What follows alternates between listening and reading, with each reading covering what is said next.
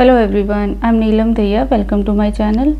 इस वीडियो में आज हम करेंगे एक्सरसाइज 2.3 के जो क्वेश्चंस हैं उनमें एक स्टेटमेंट यूज़ होती है, डिवीजन एल्गोरिदम फॉर पॉलिनोमियल्स। तो इसी को आज हम इस वीडियो में समझने वाले हैं। डिवीजन एल्गोरिदम फॉर पॉलिनोमियल्स क्या है? एक्चुअली जो डिवीजन स्टेटमेंट हम नंबर्स के लिए लिखते हैं ना, डिवीजन चेक स्टेटमेंट, वही सेम टू सेम हम पॉलिनोमियल्स के लिए भी करते हैं। ठीक है, लेसन 1 में भी हमने यूक्लिड्स डिवीजन लेमा किया था, तो सेम वही चीज़ है यहाँ पर। डिवीजन स्टेटमेंट क्या है? जब भी हम टू नंबर्स को डिवाइड करते हैं तो हम उनका चेक कैसे करते हैं? डिविडेंड इज इक्वल टू, जिस नंबर को हम डिवाइड कर रहे हैं that is dividend, is equal to divisor. Divisor means जिससे डिवाइड कर रहे हैं वो नंबर, इनटू कोशेंट, जो आंसर आया वो, प्लस रिमाइंडर। ठीक है, this is general division statement. ये हर नंबर के ऊपर एप्लीकेबल है। अगर टू पॉलिनोमियल्स को हम डिवाइड करते हैं तो same statement is applicable for polynomials also. तो जैसे अगर एक पॉलिनोमियल लें px और इसको डिवाइड करें अनदर पॉलिनोमियल gx से, ठीक है, gx से डिवाइड करेंगे तो हमें कुछ कोशेंट मिलेगा। अब कोशेंट जो मिलेगा वो भी एक पॉलिनोमियल की फॉर्म में होगा, लेट इट बी qx।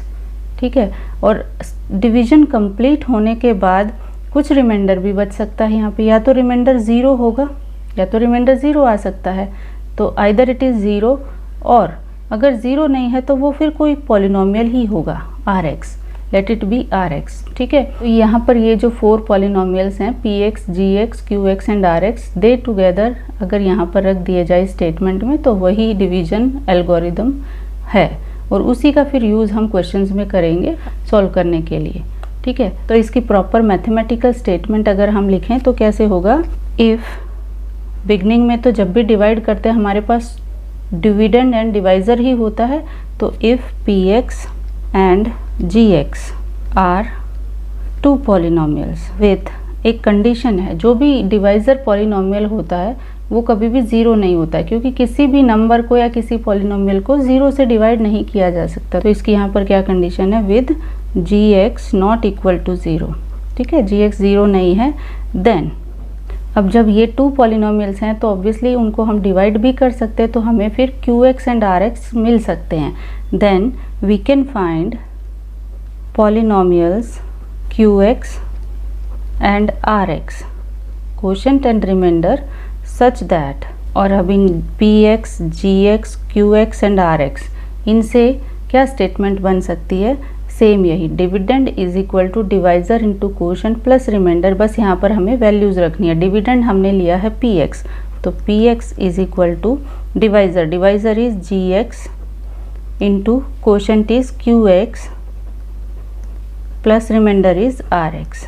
ठीक है, अब नंबर्स को जब हम डिवाइड करते थे तो रिमाइंडर की क्या कंडीशन रहती थी? जैसे ये 7 है, 7 को अगर हम डिवाइड करें 2 से, 2 3 ज़ा 6, 1 रिमाइंडर आ गया। ये जो रिमाइंडर 1 है it is always less than divisor, या तो उसकी वैल्यू 0 हो सकती है, अगर कम्प्लीटली डिविजिबल है तो 0 आ जाएगी, नहीं तो फिर वो हमेशा डिवाइज़र से लेस होता है। नंबर्स में तो हम वैल्यूज़ को देखते हैं, but in case of polynomials direct value नहीं हम पता लगा सकते, तो यहाँ हम डिग्री को देखेंगे। तो या तो यहाँ पर भी आइदर rx जो होगा वो या तो 0 होगा, ठीक है, या तो वो 0 होगा, और अगर 0 नहीं है तो फिर कैसा होगा?